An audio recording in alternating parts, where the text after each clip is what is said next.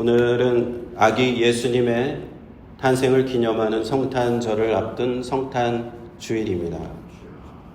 인류 역사를 통틀어서 한 아기의 탄생이 이토록 많은 시대와 시대를 넘어서 축하받는 이유가 무엇일까요? 그것은 그 아기의 탄생이 온 인류에게 참된 축복이기 때문입니다. 흑암에 해가던 백성이 큰 빛을 보고 사망의 그늘진 땅에 거하던 자에게 빛이 비치도다 라고 이사야 선지자는 말씀했습니다. 하나님을 떠난 우리 인류는 영적 어둠과 혼란과 절망의 상태에서 살아왔어요. 하나님이 없는 인류에게는 어둠과 혼돈만이 가득했습니다. 이때 우리에게 큰 빛으로 오신 분, 그분이 바로 예수님입니다. 이 빛은 하나님의 강력하고 놀라운 구원의 빛입니다. 메시아 그리스도를 통하여 하나님이 이 땅에 비추신 빛인 것입니다. 사망의 그늘 곧 깊은 어둠에서 끝을 알 수 없는 깊은 절망과 죽음의 그림자가 드리우던 이 땅에 그렇게 살던 인류에게 그 빛이 임한 것입니다. 죄악 속에서 절망하던 인류에게 큰 빛으로 오신 예수님, 그 예수님의 탄생을 기뻐하며 축하하는 오늘 성탄주일에 저와 여러분은 오늘 요한복음 1장의 본문의 말씀을 가지고 함께 은혜 나누시기를 축원합니다. 1장 1절을 한번 보겠습니다. 태초에 말씀이 계시니라. 이 말씀이 하나님과 함께 계셨으니 이 말씀은 곧 하나님이시니라. 태초에라는 단어가 우리가 어떤 특정한 성경을 생각나게 하죠. 바로 창세기 1장 1절입니다. 태초에 하나님이 천지를 창조하시니라. 태초라는 말이 또 쓰였어요. 창세기를 보면 하나님이 창조 사역을 어떻게 하셨는가를 기록하고 있죠. 그런데 요한복음 1장 오늘 1절에는 창조가 이루어졌을 때 하나님이 어떻게 계셨는가, 하나님의 함께 계셨던 한 분이 계셨는데 그 말씀에 관하여 기록하고 있는 것입니다. 말씀이라고 번역된 이 단어, 헬라어 원어를 보면은 로고스입니다. 로고스. 아마도 우리 기독교인들에게 가장 친숙한 헬라어 단어가 로고스일 것입니다. 이 말씀, 로고스. 이 말씀 로고스라는 단어가 굉장히 독특한 의미를 갖고 있어요. 그래서 지금 우리가 쓰고 있는 단어와 비슷한 단어가 없습니다. 그래서 말씀이라고 번역을 했지만 그 로고스의 뜻을 다 담지는 못해요. 이 말씀은 곧 하나님이시니라고 되어 있지 않습니까? 말씀이 하나님이시 정도로 이 하나님과 동등됨을 얘기할 수 있을 만한 단어가 무엇이 있겠습니까? 이 하나님의 본성, 신적인 본성을 가지신 그런 분을 우리는 로고스, 말씀이라고 요한복음 1장에 하는 것입니다. 이 말씀은요, 1장에 이렇게 밑으로 쭉 내려가다 보면 창조와도 관련되어 있는 말씀이시고요, 계시와도 관련되어 있으시고 우리의 구속 사역과도 관련이 되어 있습니다. 당대의 철학자들도 이 로고스라는 단어를 썼어요. 이 말씀이라는 단어, 로고스라는 단어를 사용을 했습니다. 어떤 의미로 사용을 했는가? 우주를 창조하고 우주의 질서를 다스리는 모든 법칙이라는 의미로 이 로고스라는 단어를 사용했습니다. 그러므로 사도 요한이 요한복음 1장에 이 로고스라고 하면서 처음에 이 복음서를 주었을 때 아마도 그 그리스와 로마 시대의 그 학자들이나 학식 있는 사람들은 무엇인가 깜짝 놀라는 충격을 받았을 겁니다. 우리가 생각하던 그 로고스가 바로 성경에 보니까 하나님의 말씀이시고 바로 예수님을 가리킨다는 것을 그들은 이해할 수 있었을 것입니다. 2절을 봅니다. 그가 태초에 하나님과 함께 계셨고 만물이 그로 말미암아 지은 바 되었으니 지은 것이 하나도 그가 없이는 된 것이 없느니라. 태초에 하나님과 함께 계셨던 분, 말씀, 로고스가 바로 예수님이신데 성부, 성자, 성령 삼위일체의 신비 가운데 하나님이 그분과 함께 하셨다. 하나님과 함께 하셨다는 것이죠. 그 말씀 로고스가 온 로고스로부터 온 우주가 지은 바 되었다라고 말씀을 하고 있습니다. 창세기에는 하나님이 어떻게 창조를 하셨는지를 말씀한다면 요한복음은 누가 그것을 창조했는지를 말씀하고 있는 것이죠. 로고스 예수님께서는 창조의 중개자, 미디에이터가 되신 거예요. 양쪽에 있는 양쪽의 그 형편을 중개하는 사람을 우리가 미디에이터라고 하죠. 중개자라고 하잖아요. 바로 창조의 중개자가 되신 분이 말씀이시고 로고스이신 예수님이신 줄 믿습니다. 4절을 봅니다. 그 안에 생명이 있었으니 이 생명은 사람들의 빛이라. 빛이 어두움에 비치되 어두움이 깨닫지 못하더라. 그 말씀 로고스 예수님 안에 생명이 있었다는 거예요. 이 생명은 사람들에게 비치는 빛이었습니다. 예수께서 성육신 하셔서 동정녀 마리아의 몸에서 탄생하셨고 베들레헴의 그 작은 말구유에 누이셨을 때 그 장면을 볼 때 바로 하나님의 빛이 세상에 비친 것이라는 사실입니다. 그러나 그것을 본 어떠한 사람도 단번에 그 빛이 비치었음에도 불구하고 그 어둠은 깨닫지 못하였다는 것입니다. 어둠에 살고 있는 사람들은 예수님의 빛을 보면서도 깨닫지 못했어요. 그래서 유대인들은 자기에게 오신 그 하나님의 아들을 알아보지 못하고 로마 군병의 손에 넘겨주어 십자가에 죽게 한 것입니다. 6절을 보면요. 하나님께로부터로서 보내심을 받은 사람이 났으니 이름은 요한이라. 저가 증거하러 왔으니 곧 빛에 대하여 증거하고 모든 사람으로 자기를 인하여 믿게 하려 함이라. 그는 이 빛이 아니요 이 빛에 대하여 증거하러 온 자라. 6절부터 8절 이 세 절은 세례 요한에 대한 설명을 해주는 거예요. 예수님이 바로 오기 전에 유명한 사람이 있었어요. 세례 요한이라는 사람이 있었습니다. 광야에서 살면서 메뚜기와 석청을 먹으면서 회개하라고 외치던 선지자와 같은 그런 사람. 그래서 많은 사람들이 수군거렸습니다. 저 사람이 바로 메시아가 아닌가? 그리스도가 아닌가라고 수군거리면서 의문을 품고 있을 때 그 본인 자신도 세례 요한은 나는 그리스도가 아니다라고 얘기했죠. 나는 광야에서 외치는 소리에 불과하다. 주님이 오시는 길, 그리스도가 오시는 길을 예비하는 사람이다 라고 했던 것입니다. 그러므로 오늘 요한복음에서도 다시 한번 세례 요한은 그 빛이 아니라는 거예요. 그 빛이 아니라 보내심을 받은 사람은 맞지만 그 빛이 아니라 이 빛에 대하여 증거하기 위해서 온 자다라고 말씀하는 겁니다. 9절을 보겠습니다. 참빛 곧 세상에 와서 각 사람에게 비치는 빛이 있었나니 그가 세상에 계셨으며 세상은 그로 말미암아 지은 바 되었으되 세상이 그를 알지 못하였고. 참빛, true light, 이 세상에 와서 모든 사람에게 비치는 이 참빛이 계셨는데 그들은 알지 못했다라는 것입니다. 참빛이 있다면 거짓된 빛도 있을 수가 있겠죠. 우리가 세상에 보면요, 지금까지도 2000년 교회 역사에 보면은 자신이 빛이라고 외치는 온갖 이단들을 볼 수가 있어요. 이단 종교들을 볼 수가 있습니다. 그러나 성경은 증언하기를 세상의 참빛, true light은 오직 한 분, 예수 그리스도밖에 없다고 증언하는 줄 믿습니다. 이것이 증거입니다. 이것이 성경의 증거입니다.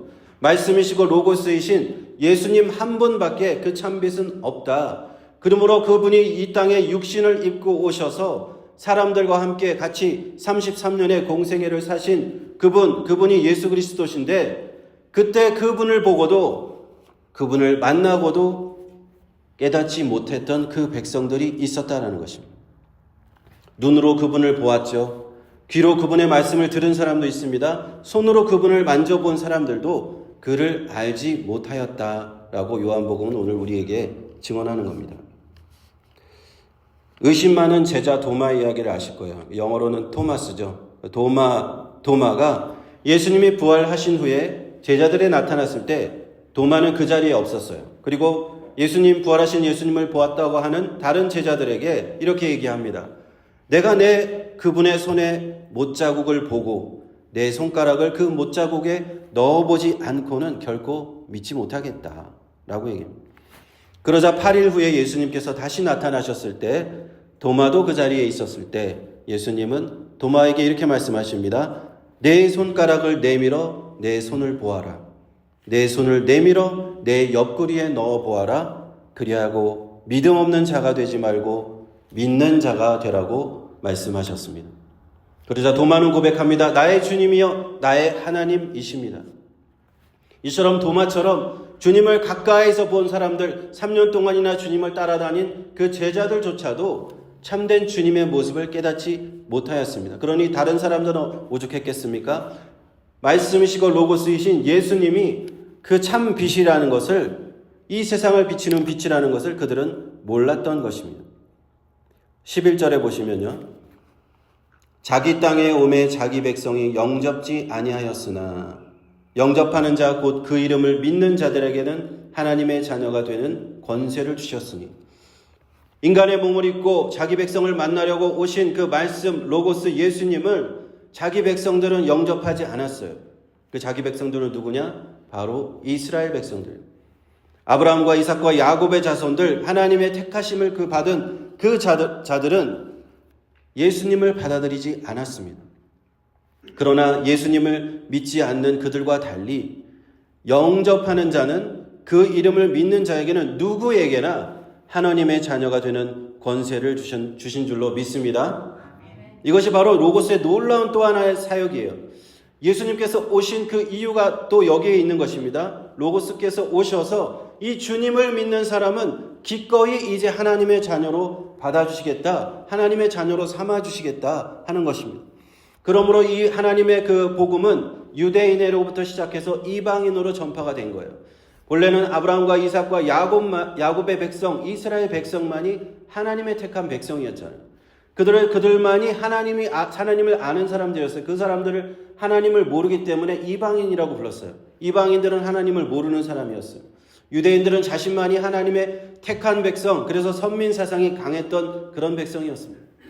그러나 그 로고스이신 말씀이신 예수님께서 오셨을 때 그들이 영접하지 아니함으로 배척하고 핍박하고 심지어는 십자가에 못 박히게 그들이 내어줌으로 이제 이 복음이 이스라엘 바깥의 모든 이방인들에게 전파되기 시작한 겁니다. 이스라엘 백성이 아닌, 유대인이 아닌 모든 민족에게 전파되기 시작한 것입니다. 그러므로 이제는 영접하는 자는 누구든지 하나님의 자녀가 되는 큰 권세, 은혜를 주신 것입니다.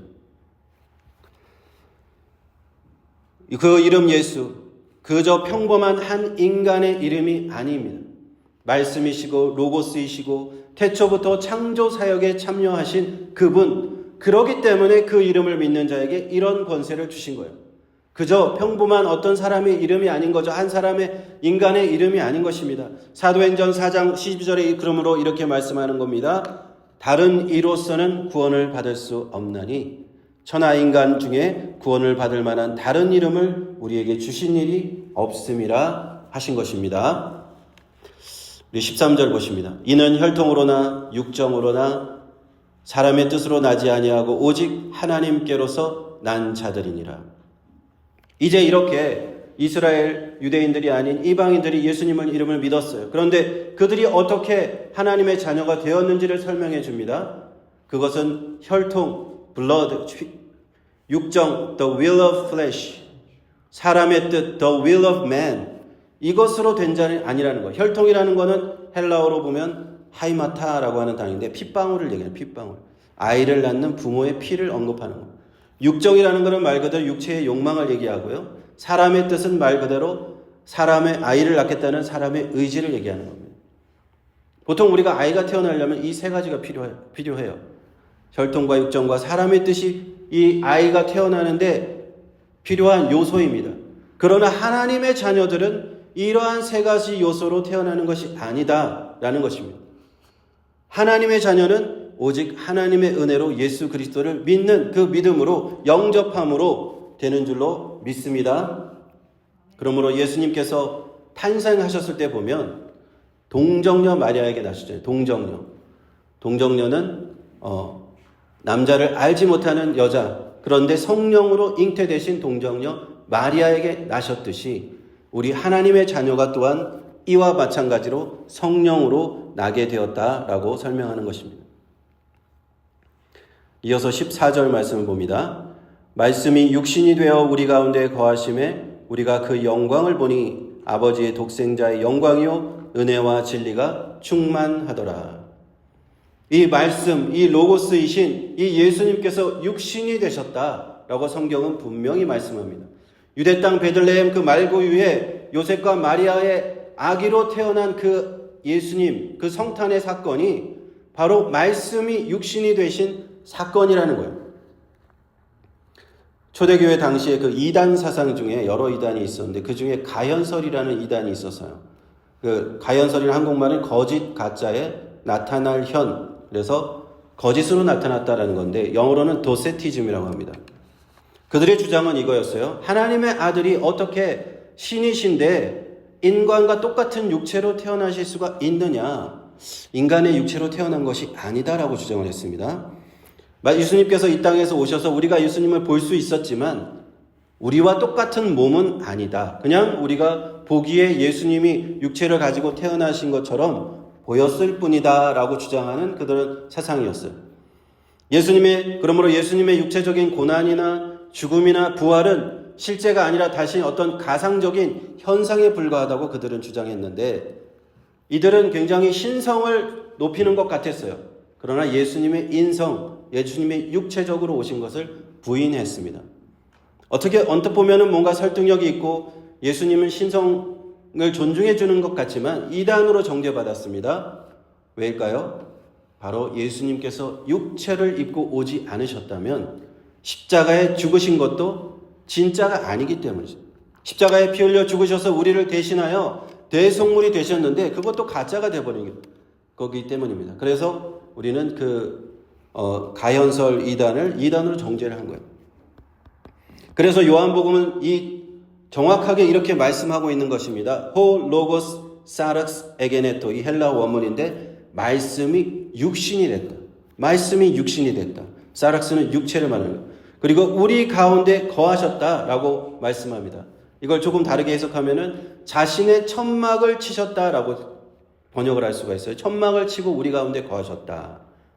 우리가 출애굽 사건을 한번 돌아보면요. 출애굽할 때 애굽에서 이스라엘 백성들이 나왔을 때 여호와 하나님께서 그들에게 성막을 지으라고 하십니다. 천막, 텐트죠. 그것을 치라고 하셨어요. 그리고는 하나님께서 그곳에 임재하셨습니다. 성막에서 또 다른 말로 회막이라고도 하는데 하나님의 영광은 그곳에 임했어요. 마찬가지로 그 요한복음에서 이곳에서 천막을 치셨다, 회막으로 우리에게 오셨다는 것은 예수님의 육체가 그와 같은 회막의 역할을 하셨다는 거예요. 하나님의 영광이 예수님의 육체를 통해서 이 땅에 오셨다라는 말씀인 줄로 믿습니다. 그리고 그 영광을 보니까 아버지 하나님의 독생자의 영광이고 은혜와 진리가 충만하였습니다. 15절 봅니다. 요한이 그에 대하여 증거하여 외쳐 가로되 내가 전에 말하기를 내 뒤에 오시는 이가 나보다 앞선 것은 나보다 먼저 계심이니라 한 것이 이 사람을 가리킴이라 하니라. 우리가 다 그의 충만한 데서 받으니 은혜 위에 은혜로라. 육체가 되신 말씀 로고스께서 이 안에 은혜와 진리가 충만하다고 성경은 말합니다. 그 충만한 데에서 우리 하나님의 자녀들은 그 은혜를 받고 그것이 은혜 위에 은혜인 것입니다. 할렐루야. 왜 은혜 위에 은혜일까요? 이 은혜는요, 한 번 받음으로 끝나는 것이 아니기 때문이에요. 오늘 은혜를 받았습니다. 그렇다고 내일 없어지는 게 아니에요. 내일 또 은혜가 임하는 겁니다. 그래서 은혜 위에 은혜가 계속적으로 끊임없이 임하는 것입니다. 말씀이 육신이 되신 예수 그리스도 주님으로 받는 이 은혜는 이와 같은 거예요. 이 은혜는 계속되는 은혜. 언제까지? 10년 후, 100년 후, 아니요. 영원토록 하나님 나라에 이르기까지 이 은혜가 계속되므로 이 은혜 위에 은혜인 줄로 믿습니다. 하나님의 자녀가 된 이 은혜, 시간을 초월한 겁니다. 우리는 육신으로 여기 살면서 어떤 사람들은 여기서 살다가 그냥 육신이 죽으면 끝이 아닙니까? 끝이 아닙니다. 우리에게는 영원히 기다리고 있어요. 그 영원한 하나님 나라에 가기 위해서 우리는 이 땅에 온 것입니다. 하나님의 자녀가 된 사람들은 이 은혜 위에 은혜를 날마다 받으며 영원한 하나님 나라에 이르는 줄로 믿습니다. 17절 보겠습니다. 율법은 모세로 말미암아 주신 것이요 은혜와 진리는 예수 그리스도로 말미암아 온 것이다. 본래 하나님을 본 사람이 없으되 하나님의 품속에 있는 독생하신 하나님이 나타내셨느니라. 구약시대를 이제 마감짓고 신약시대가 되었잖아요. 이제는 은혜의 시대입니다.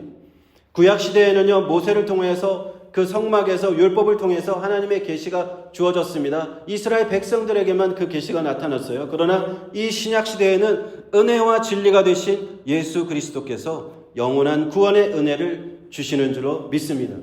첫 번째 출애굽을 통하여 주신 것은 율법이었다면 마지막 출애굽, 영적인 출애굽은 예수 그리스도를 통하여 하나님 나라의 새로운 구원의 질서인 줄 믿습니다. 이전에는 아무도 하나님을 본 사람이 없다고 했죠. 모세도요, 하나님을 보고 싶었어요. 하나님의 얼굴을 보고 싶었습니다. 하나님의 영광을 보고 싶었어요. 그래서 하나님을 저에게 보여주십시오 라고 요청을 드렸습니다. 그러나 하나님의 대답은 나를 보고 살 자가 없음이니라. 그렇게 거절하셨어요. 모세조차도 하나님을 얼굴을 보지 못하고 하나님이 지나가신 후 그 뒷모습을 보았다고 성경은 기록하잖아요.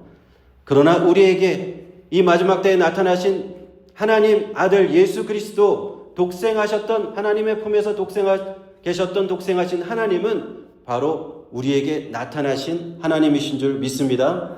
그러므로 이제는 믿음의 눈으로 주님을 볼 수가 있는 것이에요. 주님을 믿음으로 볼 수 있는 자들은 복이 있는 줄로 믿습니다.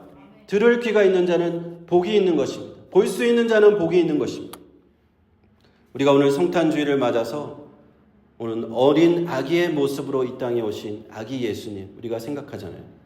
그러나 그 의미는 그냥 예수님의 탄생을 축하하는 생일을 축하하는 정도가 아닙니다. 오늘 요한복음 말씀에서 보듯이 매우 심오한 진리가 거기 있는 겁니다. 말씀이시고 로고스이신 하나님과 함께 하신 성자 하나님이 이 땅에 육체를 입고 오신 그것이 바로 성탄절이라는 거예요. 그 장면을 지켜보던 동방 박사들, 동방에서 온 사람들은 예물을 드렸잖아요. 얼마나 복된 자들이었을까요?